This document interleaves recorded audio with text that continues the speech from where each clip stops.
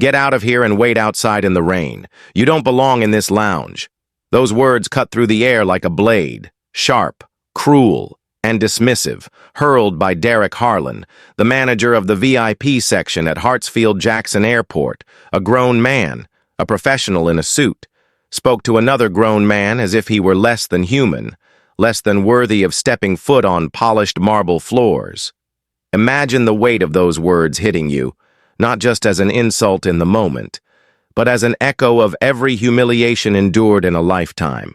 Before we dive into this powerful story, tell me where you're watching from. Drop a comment, hit subscribe, and give this story a like so voices like these are heard now. Let's step into the story of a man who carried dignity through a storm and turned a moment of prejudice into a legacy of justice. Andre Carter, age 45, CEO of Carter Aviation, had just returned from sealing a $2.5 billion deal in Dubai, a transaction that would expand his empire into new global markets. He was not only a successful businessman, he was the very owner of the fleet that drew respect across continents. Yet, at that moment, standing in the VIP lounge, he was reduced to a stereotype in the eyes of one small-minded man, dressed in a tailored Brioni suit, with shoes that cost more than most people's monthly rent. He was not mistaken for who he was. He was dismissed because of the color of his skin. Derek didn't glance twice at the white man who walked in just behind Andre, greeting him with warmth, waving him through without a second thought. But with Andre, Derek's tone sharpened, suspicion dripping like venom. He demanded identification. He examined the boarding pass with exaggerated scrutiny, turning it under the light, then smirked and said, "These don't look right. Step outside while I check." Those words were not procedure. They were punishment.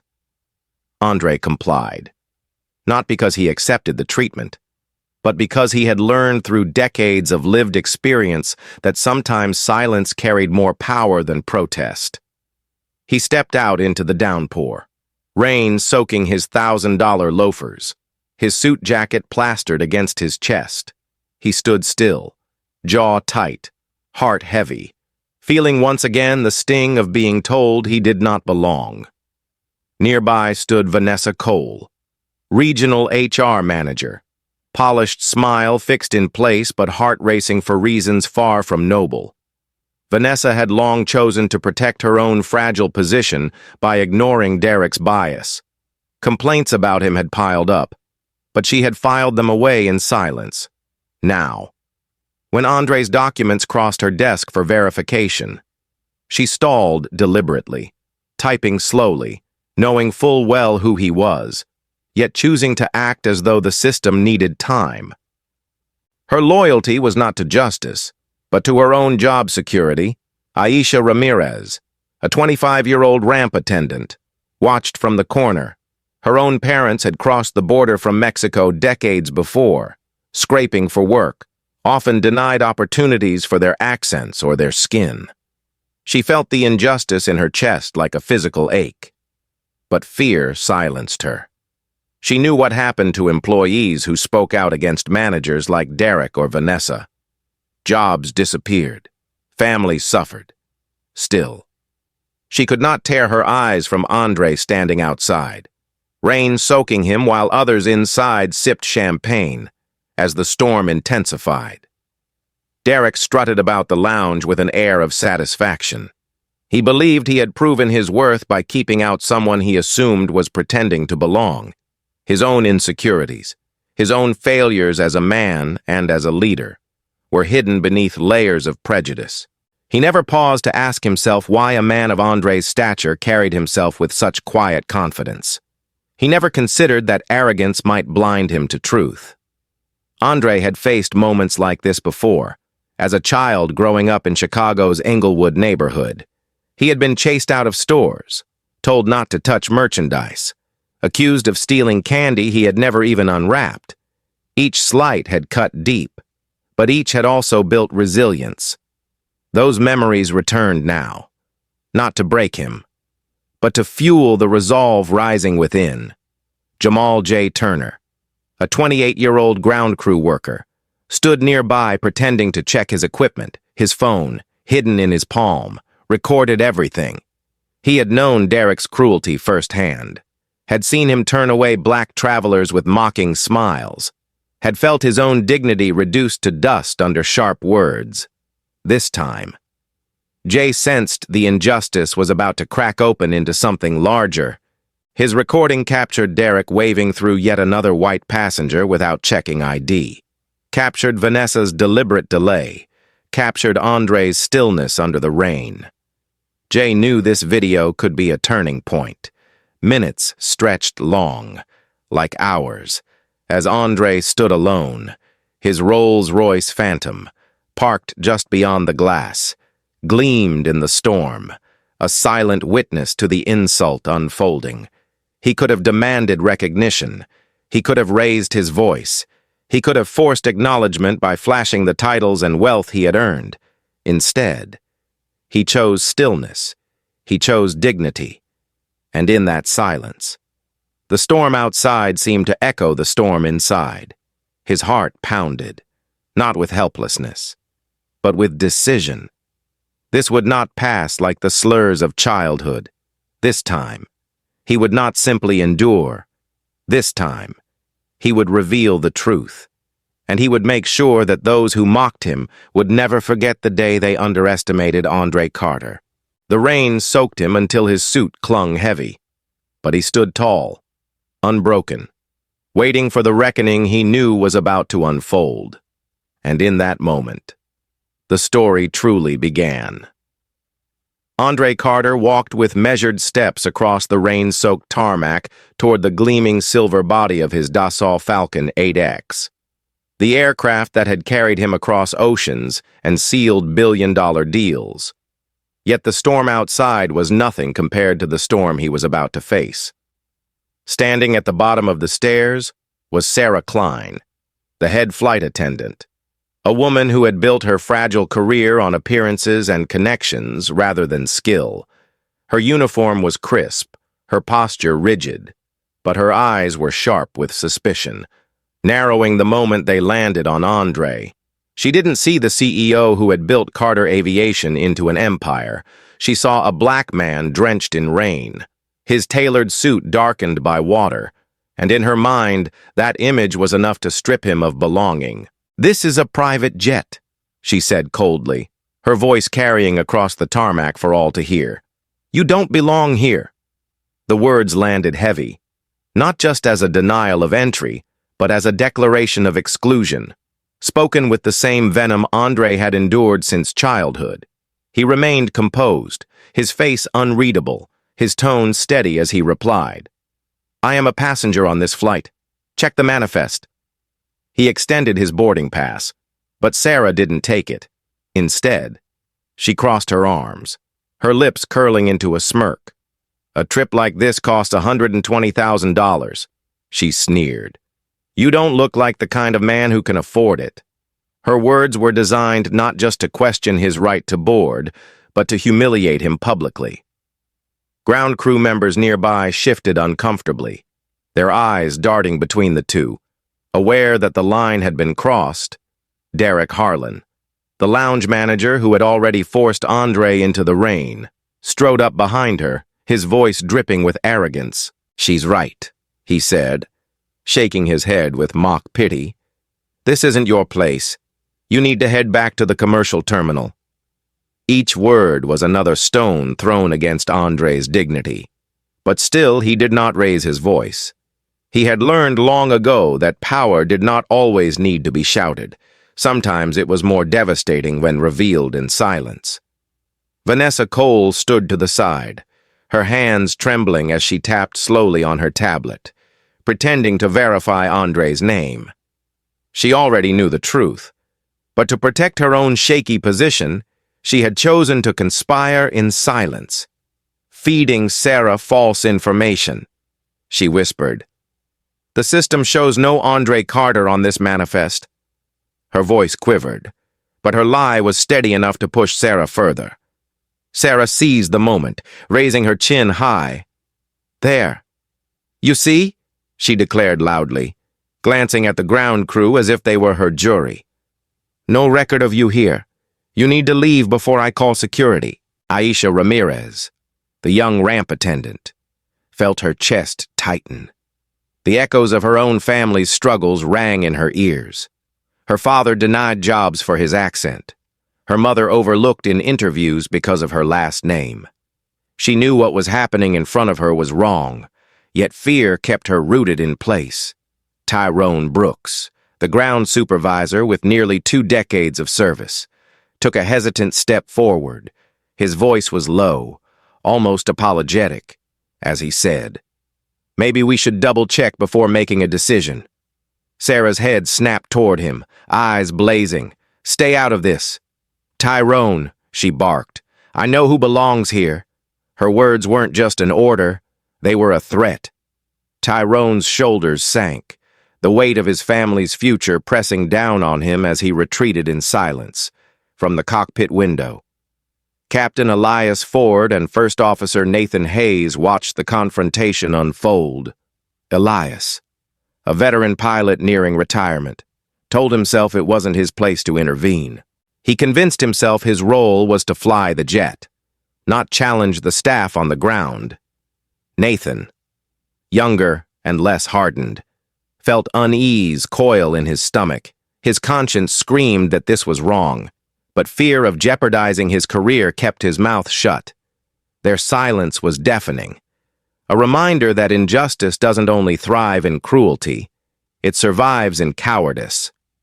Meanwhile, Jamal J. Turner, the ground crew worker with a phone discreetly in hand, kept recording.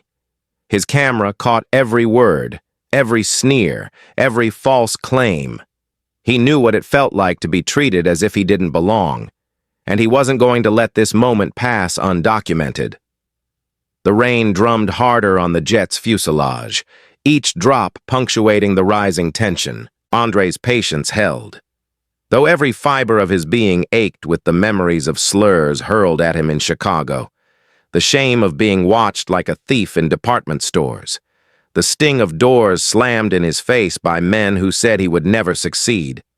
But those scars had also built steel within him. He straightened his shoulders, looked Sarah directly in the eyes, and said evenly, "Check the manifest again. You are making a mistake." His voice carried no anger, only the calm of a man who knew the truth could not be hidden forever.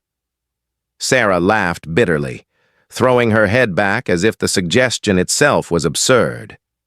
"I know who our real customers are," she said with cutting certainty, "and you are not one of them." Her voice echoed across the tarmac, loud enough for every worker nearby to hear. The humiliation was public, deliberate, and complete. Derek smirked in agreement. Vanessa nodded silently, and even the captain turned his gaze away, complicit in his silence. Aisha's eyes filled with tears she couldn't show, her hands trembling at her sides. Tyrone clenched his fists, ashamed of his retreat. Jay's camera lens caught Sarah's mocking face, Derek's smug grin, Vanessa's whispered lies, and Andre's unshakable composure. What none of them knew was that within minutes, their entire world would shift. The man they were trying to push away wasn't just another passenger. He was the very soul of the company they served. And the storm that raged above Atlanta was nothing compared to the storm about to break over their lives.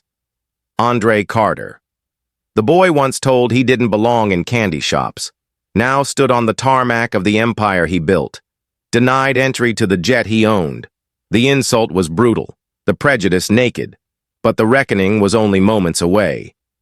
Andre Carter stood silent in the storm, rain dripping from his hair onto the soaked shoulders of his Brioni suit, and with a deliberate calmness that unnerved those who mocked him. He reached into his jacket pocket and pulled out his phone. His voice was low, steady, carrying the weight of authority honed through years of leadership. "Lauren, get Jamal and the executive team to the tarmac now. This is a crisis at Hartsfield-Jackson." The words weren't shouted. but the confidence in his tone cut through the noise more effectively than anger ever could. Sarah Klein scoffed openly, her arms crossed as she shook her head. "Calling someone isn't going to save you," she sneered, her contempt sharpened by the false assurance that she held the power here. Derek Harlan joined in with a laugh that sounded brittle even to his own ears. "This is pathetic. You think some phone call will make you belong here?" Vanessa Cole, standing slightly apart, leaned toward Derek and whispered with a nervous tremor, "Keep pushing. He's bluffing." Yet her eyes darted uneasily toward Andre, betraying the gnawing doubt that maybe, just maybe, this man was not the easy target she assumed. She had chosen the wrong moment to gamble her career. And then, within 5 minutes, the world around them shifted. The roar of engines announced the arrival of a convoy of black SUVs that screeched onto the tarmac. Headlights cutting through the sheets of rain. Security details poured out first, their dark suits soaked but their movements precise, forming a protective circle as if a head of state had arrived. The ground shook slightly as sirens blared, slicing the tension wide open. From the lead vehicle stepped Jamal Carter, Andre's younger brother and the COO of Carter Aviation, his face hard with fury. At his side came Ryan Hughes, the company's head of security, flanked by attorneys and senior HR executives. The sight alone made crew members scatter to the edges, the sudden realization dawning that something extraordinary was unfolding. Jamal's stride was sharp, his eyes locking immediately on his brother. "Andre, what's going on here?" he demanded, his tone filled with restrained anger. Andre turned slowly toward Sarah, Derek, and Vanessa, his expression unchanging, and spoke words that silenced the rain itself. "Your staff," he said, his voice like steel, "is blocking me from boarding my own jet, telling me I don't belong. They humiliated their CEO on the tarmac of his own empire. Explain yourselves." The color drained from Sarah's face, her smirk vanishing as quickly as it had appeared. Derek's bravado crumbled, his mouth opening and closing without sound, his so-called sixth sense for spotting real VIPs collapsing in an instant. Vanessa's breath caught in her throat, and for the first time that day, her carefully practiced confidence deserted her. She stammered, There must be a system error. We didn't realize." Her excuses trailed off as Jay Turner, the ground crewman, stepped forward with his phone raised. "No error," he said firmly, his voice carrying the tremble of both anger and vindication. He held up the screen toward Ryan Hughes. "I recorded everything. The lies, the humiliation, the way they let others pass without checking a single ID. It's all here." Ryan took the phone with a curt nod, his team already pulling footage from security cameras. "We've got multiple angles," he confirmed, his voice professional. "It's airtight." Tyrone Brooks, who had earlier retreated under Sarah's threat, felt his stomach twist as regret filled him. Shame burned in his chest. He had stood by, silent, watching his CEO endure humiliation. Now, faced with the truth, he wished he had spoken sooner. Aisha Ramirez, her eyes brimming with tears, felt the same weight of guilt. She had known it was wrong, but had let fear chain her tongue. Now, standing under the shadow of the arriving executives, she realized that silence in the face of injustice was itself a form of betrayal. Sarah tried desperately to regain control, her words tumbling out in panic. "We were protecting the company," she insisted, her tone rising with desperation. "You can't just let anyone walk up to a private jet." Andre cut her off sharply, his voice calm but deadly precise. Protecting the company? His eyes locked on her, unblinking. By humiliating the man who built it from nothing? By assuming, based on skin, that I couldn't belong here? The tarmac went quiet, the only sound the storm pounding against steel and concrete. His words were knives, slicing through the flimsy excuses. Jamal's fury radiated outward, his glare fixed on the three who had dared to reduce his brother to less than human. "You've got one chance to explain yourselves before this goes any further," he growled. Vanessa, trembling, tried again to shift the blame. It was the system. "I swear, I just followed protocol. It must not have registered his name properly." Her words stumbled over each other, collapsing under the weight of the obvious lie. Andre turned slightly, gesturing toward Ryan, who held up Jay's recording and nodded. "The system didn't fail you, Vanessa," Andre said coldly. "You failed this company by choosing to delay the truth." Around them, ground crew workers lowered their heads, some averting their eyes out of shame, others whispering among themselves about the revelation. They had watched a man humiliated in the rain, never realizing they were witnessing their CEO stand silently, enduring their prejudice. The storm above Atlanta cracked with thunder, but it could not drown out the silence of a reckoning. Andre stood in the center, a figure of dignity and power, and the very storm that had once been a symbol of humiliation now seemed to amplify his presence. Sarah's lips quivered as she muttered, We didn't know," her voice breaking into fragments.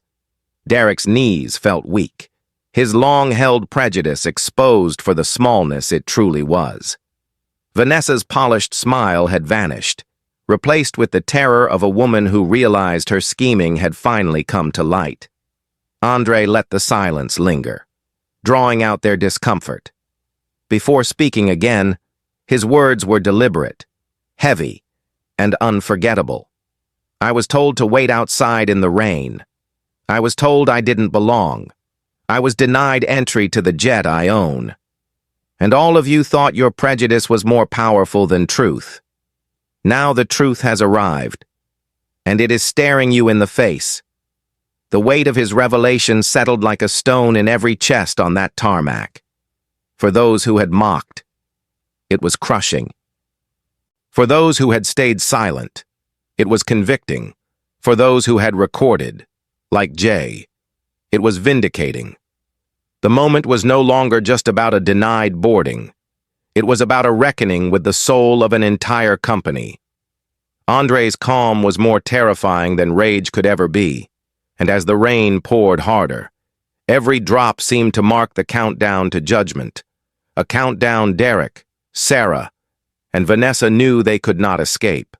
The storm had broken, and with it, so had the illusion of their authority. Andre Carter walked up the stairs of his Dassault Falcon 8X, the very jet his company had purchased under his leadership, and every step carried the weight of authority that no storm could wash away, no insult could diminish. The luxurious cabin glowed softly with recessed lighting, polished mahogany tables gleaming, cream-colored leather seats pristine. Yet the air inside was thick with tension as the drenched group filed in behind him.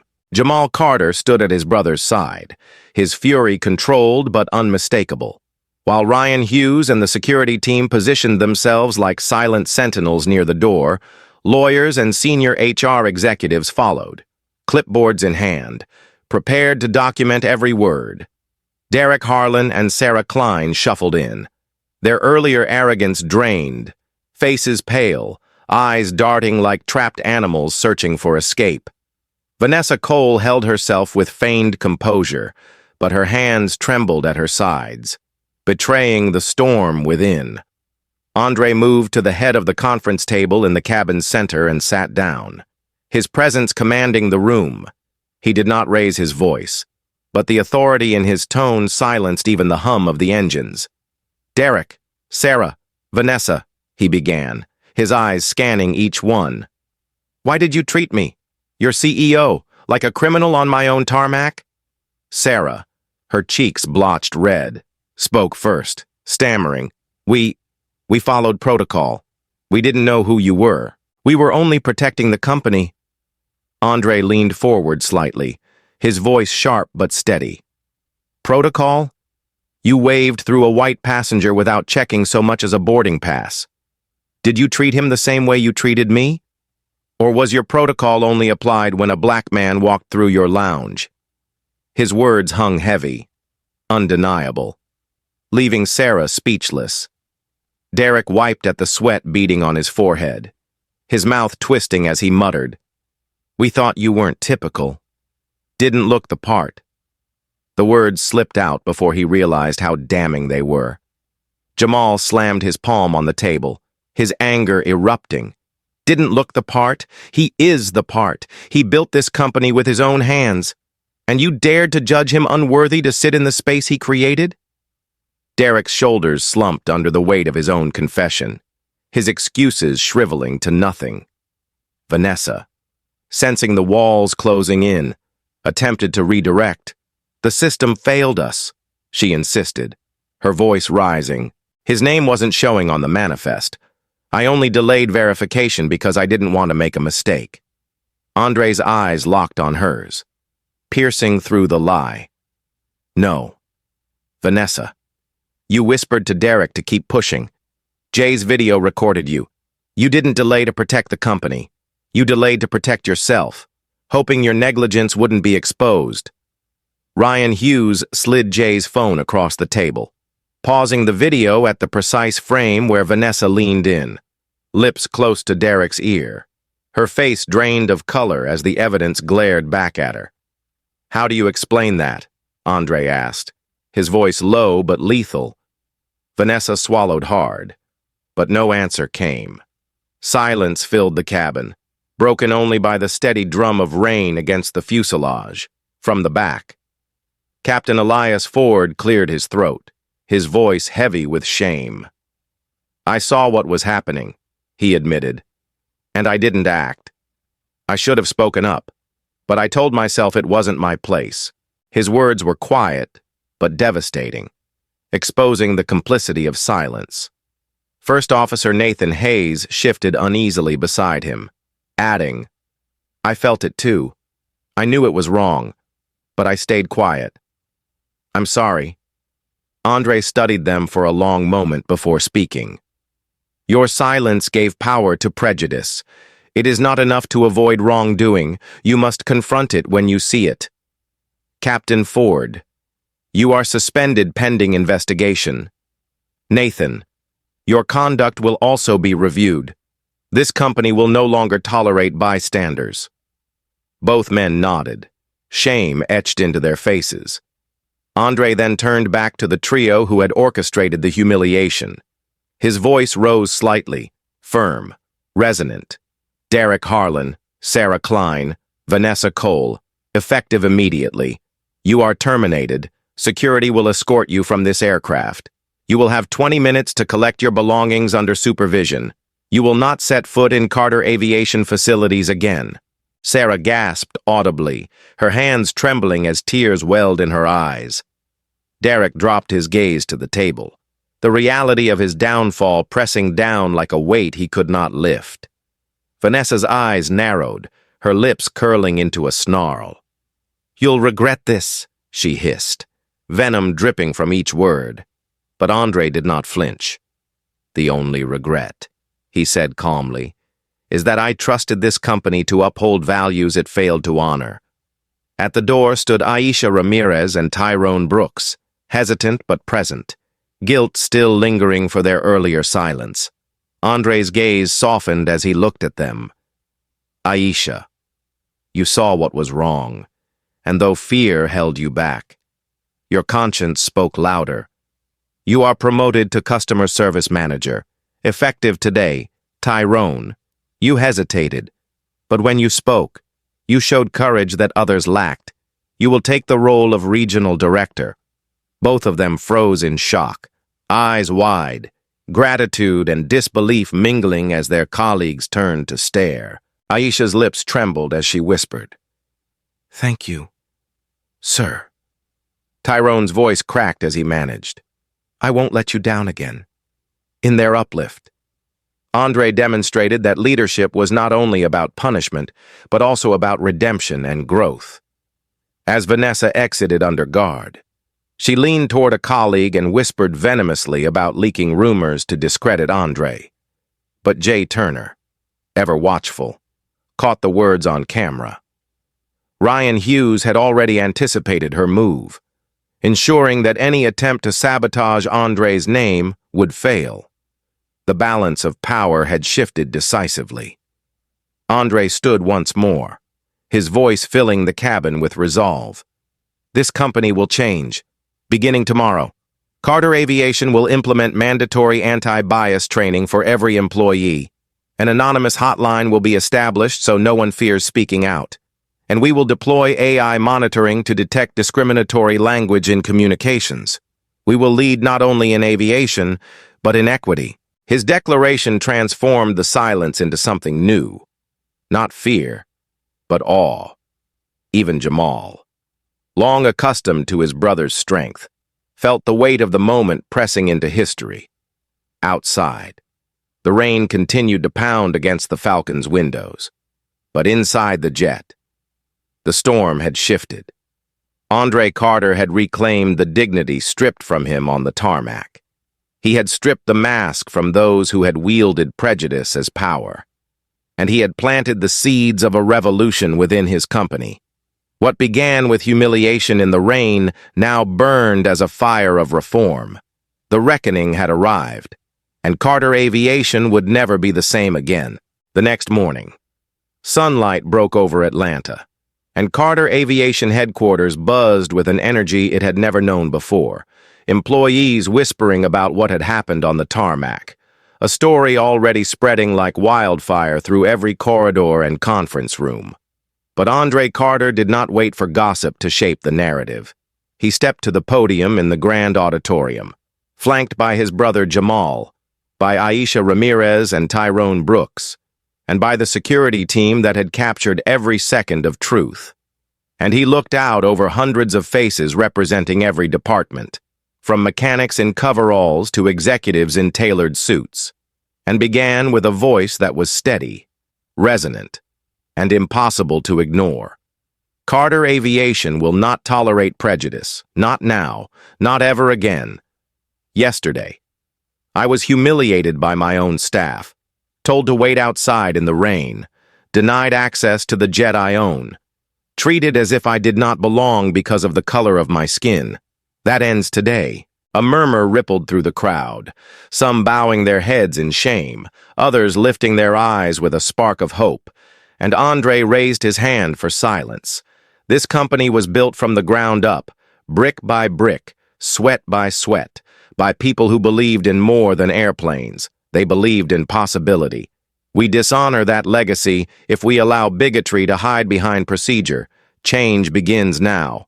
He unveiled the reforms like a general unveiling a battle plan, each word deliberate. First, every single employee, from janitor to captain, from intern to vice president, will undergo mandatory anti-bias training. Second, an anonymous hotline will be available 24 hours a day, staffed by independent third parties, so no one will fear retaliation for speaking truth. Third, we will implement Equity Guard, an artificial intelligence monitoring system designed to flag discriminatory language in emails, in reports, in meetings, because technology will not lie where humans might. Gasps and murmurs filled the air, some skeptical, some relieved, but none indifferent. Andre paused, his eyes sweeping the room, landing on the faces of those who had once ignored complaints, those who had endured them in silence, and those who now dared to hope their voices might finally matter. This is not punishment, he said, softening his tone. This is transformation. We cannot fly higher if prejudice keeps us chained to the ground. The applause started slowly, a few claps from the back, but then grew into a thunderous roar that echoed through the auditorium, rolling like the storm that had baptized the change only hours before. When the noise settled, Andre gestured toward Aisha and Tyrone, calling them forward. Aisha, her voice shaking, told the story of her immigrant parents, of watching them denied opportunities they deserved, and promised to dedicate her new role managing the hotline to every worker too afraid to speak. Tyrone, still humbled by his earlier hesitation, admitted to the room that he had once stayed silent out of fear for his pension, but vowed never again to be complicit. And in his new role as regional director, he would ensure others found courage sooner than he had. Their honesty drew another wave of applause, louder this time, not for spectacle, but for solidarity. Meanwhile, Vanessa Cole attempted to strike back from the shadows, leaking a smear campaign to industry insiders, whispering that Andre had staged the incident to push his equity agenda. But the attempt crumbled instantly when Jay Turner's video was released internally, showing every cruel word, every false whisper, every lie. Employees watched the footage in stunned silence, some covering their faces with shame, others shaking their heads in disbelief. But when the final frame froze on Andre standing in the rain, dignity intact, the narrative was sealed. Vanessa's treachery was undeniable. She was blacklisted in the industry within days. Her name whispered only as a warning. Reporters covering the scandal coined the phrase, the Carter Reckoning, and it spread quickly across social media, hashtags climbing, employees wearing it like a badge of honor. Proud to be part of a company willing to change in the open. Andre. However, new reform was not built on slogans. He spent hours mentoring Aisha and Tyrone, sharing pieces of his past that had shaped his resilience.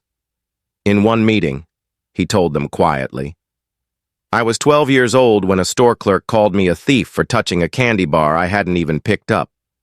I walked home crying, but I swore that day I'd never let anyone else decide my worth. That pain drives me still." Aisha wiped tears from her eyes, confessing her mother's stories of rejection, and Andre nodded, telling her those scars were seeds of strength. Tyrone admitted he had lived with fear, afraid to lose what little security he had, and Andre placed a hand on his shoulder, reminding him that fear was real, but courage was a choice. Together, the three became symbols of the shift, their bond resonating across the company as living proof that justice was not abstract. It was flesh and blood. As the weeks passed, the reforms took shape. The AI system flagged over 200 instances of subtle bias, not to shame, but to teach, leading to coaching sessions that revealed blind spots many hadn't realized they carried. The hotline lit up within days, employees sharing stories long buried, each one addressed with transparency, each one proving the system worked. Some grumbled in corners about overreach, claiming the company was bending too far. But the results spoke louder than complaints. Clients noticed the difference. Partners praised the transparency. Carter Aviation's reputation, once just about innovation in aircraft, became synonymous with innovation in equity at Emory University. Andre was invited to share his story as a case study titled Carter Aviation, a Blueprint for Equity. The lecture hall overflowed, students spilling into aisles, professors leaning forward, as Andre described not just the humiliation he endured, but the choices that followed. Leadership, he told them, is not about avoiding storms. It's about walking through them with dignity and making sure others come out stronger. His words echoed far beyond the walls of academia, turning into articles, op-eds, and features in business journals. Fortune 500 leaders began calling Carter Aviation, asking for advice, seeking to adapt what came to be called the Carter model. Back at headquarters, change wasn't just policy, it was culture. Employees began greeting each other differently, with more awareness, more care. New hires entered a company that looked different from the one that had humiliated its CEO in the rain. The cafeteria buzzed with conversations about the hotline, about Equity Guard, about the training modules that challenged long-held assumptions. Resistance still lingered, of course, but it was muted. overshadowed by a growing pride that Carter Aviation was no longer just another airline company. It was a movement. Andre never forgot the sting of those first words. Wait outside. You don't belong. But he turned them into fuel, into fire, into reform. And as he stood once more at the podium weeks later, closing the first round of training with employees cheering, he knew this was not an end, but a beginning. The rain had soaked him, humiliated him, but also baptized his company into something new. Carter Aviation was no longer merely an aviation empire. It was proof that dignity, when defended, could reshape an entire world. 8 months later, Carter Aviation no longer resembled the company that had once humiliated its own CEO on a rain-soaked tarmac, because what began as a moment of shame had become the catalyst for a transformation that rippled far beyond Atlanta, reaching boardrooms in New York, classrooms in Chicago, and even aviation hubs in Europe and the Middle East. And the story of Andre Carter had become more than a corporate scandal. It had become a symbol of how dignity, once defended, could reshape the future. The reforms he announced that morning in the auditorium were no longer ideas on paper, but lived realities, measured in numbers and in changed lives. The anti-bias training program, led passionately by Aisha Ramirez, had reached more than 10,000 employees across the United States and abroad, with completion rates close to 100%. Employees who once rolled their eyes at the mention of diversity now found themselves sitting through workshops that opened hidden corners of their own hearts, some walking out shaken, others quietly grateful for lessons they hadn't known they needed. The hotline, managed with fierce dedication, processed 50 formal complaints in those months, each one investigated thoroughly, each one resolved with transparency, and for the first time in company history, workers believed their voices mattered. Equity Guard, the AI system many had mocked as overreach, flagged more than 200 instances of biased language in internal communication, not to punish, but to retrain, forcing people to confront blind spots they might never have seen. What resulted was not perfection, but progress. And progress could be measured in the 15% rise of Carter Aviation's stock value, in the renewed trust of partners, and in the letters employees sent directly to Andre, thanking him for building a place where they finally felt they belonged. Andre's story didn't stay inside Carter Aviation, CNN, The Wall Street Journal, and countless other outlets ran features on what they called the Carter Revolution. Hashtags like #EquityInAction trended across X and TikTok. Millions of people watching clips of Andre standing in the rain, of him speaking before employees, of Aisha telling her story. What had been a private humiliation was now a public inspiration. Business schools rushed to incorporate Emory University's case study, Carter Aviation, a blueprint for equity, into their core curriculum, professors citing it as proof that leadership was not only about profits, but about principles. Fortune 500 CEOs who once scoffed at equity initiatives now asked Carter Aviation's consulting team for guidance, while international carriers like Lufthansa and Emirates studied Andre's reforms. Considering how to implement similar systems, Andre himself stood before Congress in Washington, D.C., his voice carrying across the chamber as he testified, "No company can claim success if it is built on injustice. Responsibility isn't optional. Equity isn't charity. It's survival." Applause erupted from both sides of the aisle, rare unity forged in the presence of a man who had turned humiliation into hope. Clips of his testimony went viral, viewed tens of millions of times, his words quoted in articles and sermons alike, his name etched into the conversation of a nation grappling with bias. Not everyone's story ended in disgrace. Sarah Klein, the head flight attendant who had once mocked Andre to his face, withdrew into silence after her termination, but months later she reached out with a handwritten letter that stunned Andre. In it, she confessed, "I was blind to my own prejudice. I hurt you. I hurt the company, and I hurt others who never had the power to speak back. I am sorry." The sincerity pierced through the bitterness of their encounter. Andre, who believed in redemption when it was genuine, invited her to speak at Carter Aviation's next round of anti-bias training. Nervous but determined, Sarah stood before hundreds of employees, admitting her failures, her arrogance, her blindness, her shame. Her raw honesty moved many to tears, and in those moments she became an unlikely advocate for reform. "If I can change," she told them, "anyone can, over time."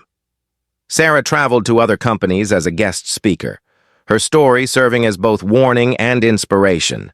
And though the stain of her past would never fully fade, she became living proof that redemption was possible. Vanessa Cole, by contrast, never found such grace. She had tried to sue Carter Aviation, alleging wrongful termination. But Jay Turner's video, combined with security footage and testimonies, dismantled her case in court. She became a pariah in the industry, her name synonymous with sabotage and self-interest, whispered in warnings rather than invitations.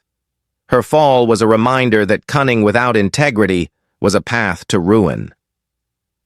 Derek Harlan faded quickly into obscurity, his arrogance replaced by unemployment, his legacy defined by the moment he told his CEO to wait outside in the rain. Captain Elias Ford quietly retired, burdened by the knowledge that his silence had cost him his career, while First Officer Nathan Hayes took Andre's words to heart, committing himself to speak up in every future moment of injustice, determined never again to be a bystander. Within Carter Aviation, the culture blossomed.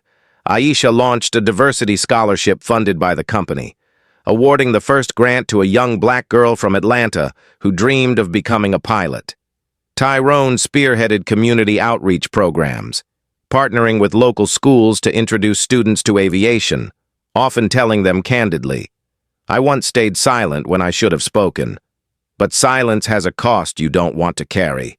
Jay Turner, once just a ground crew worker with a phone in his pocket, became a supervisor, his courage recognized by leadership, his recording hailed as the evidence that turned the tide. Employees who once feared retaliation now found strength in solidarity, calling the hotline, reporting issues, speaking up in meetings. The phrase Carter Reckoning no longer meant scandal, it meant accountability, a standard to aspire to.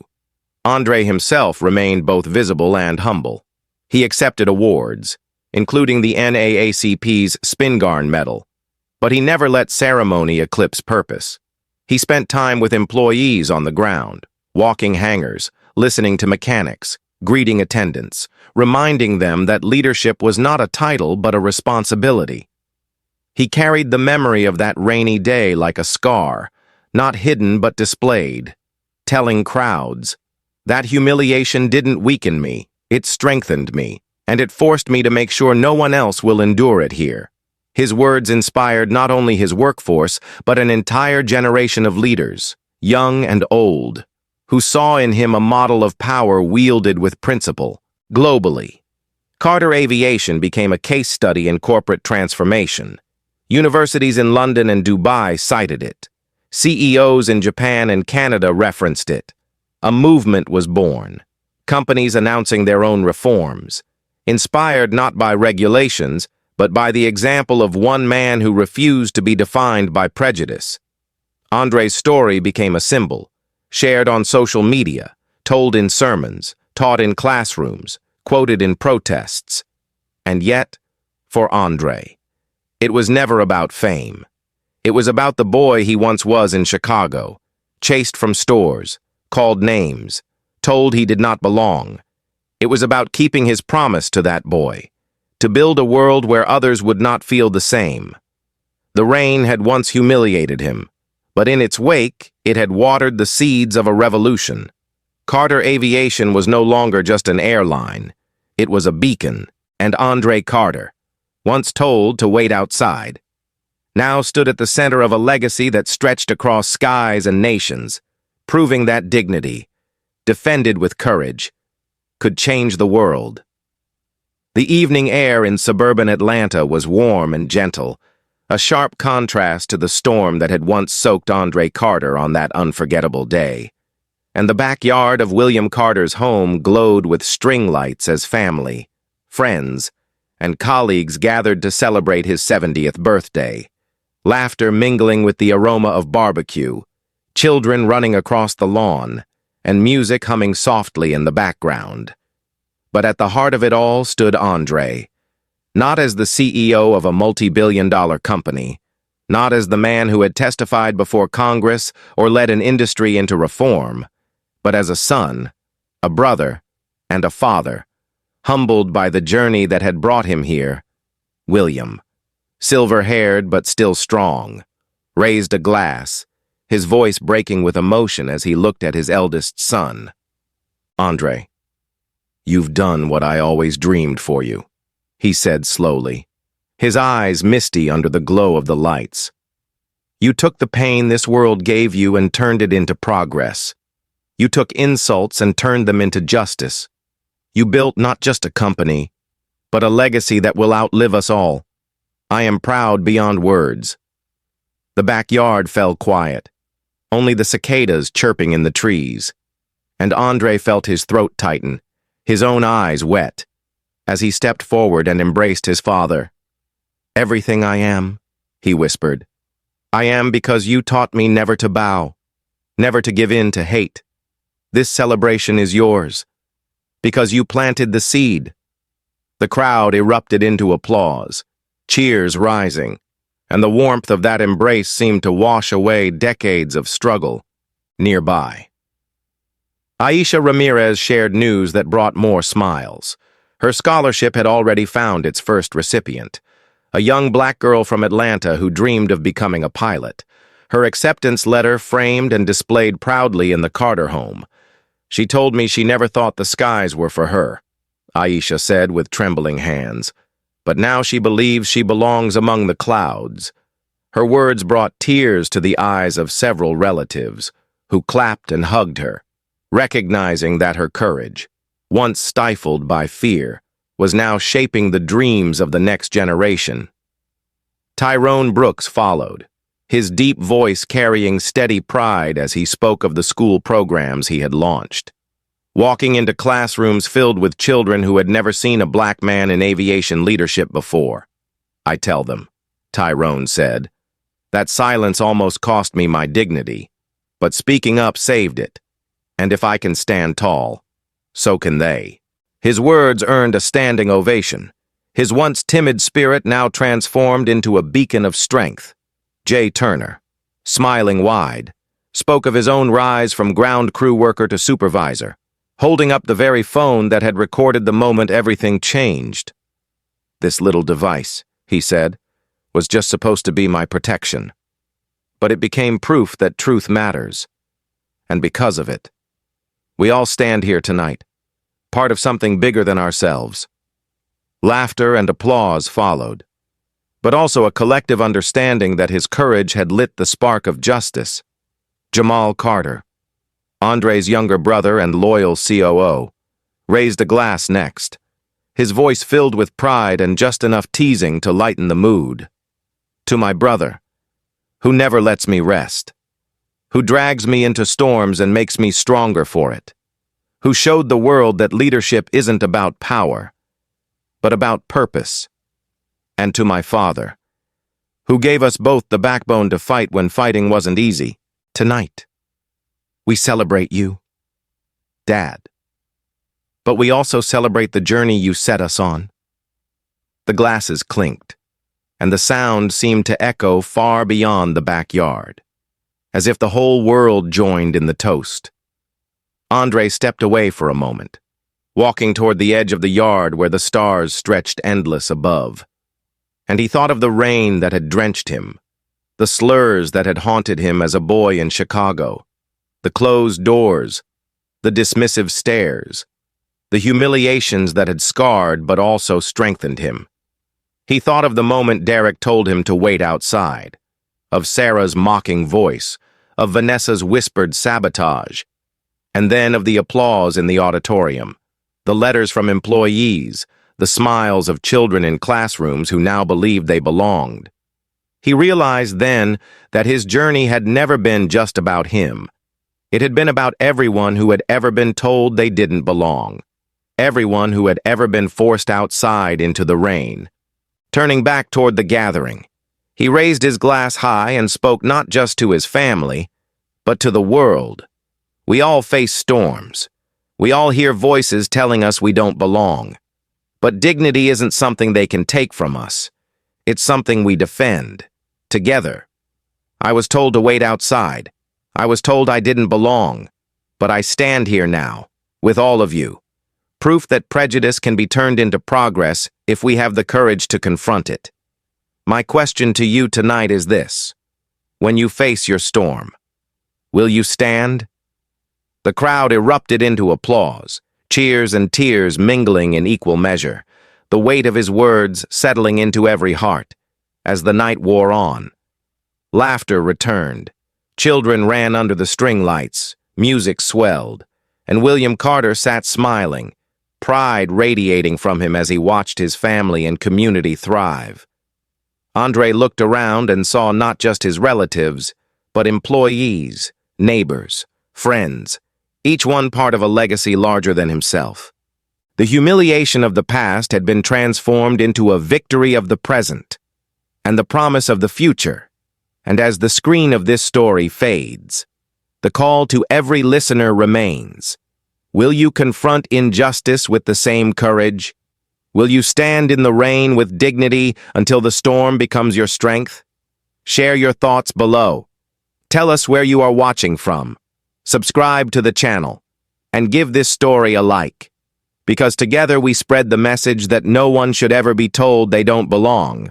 The legacy of Andre Carter, once a boy chased from stores, once a man humiliated at his own airport, now a leader whose name carried across nations, was not simply wealth or power, but the proof that resilience, courage, and justice can turn pain into progress and storms into light.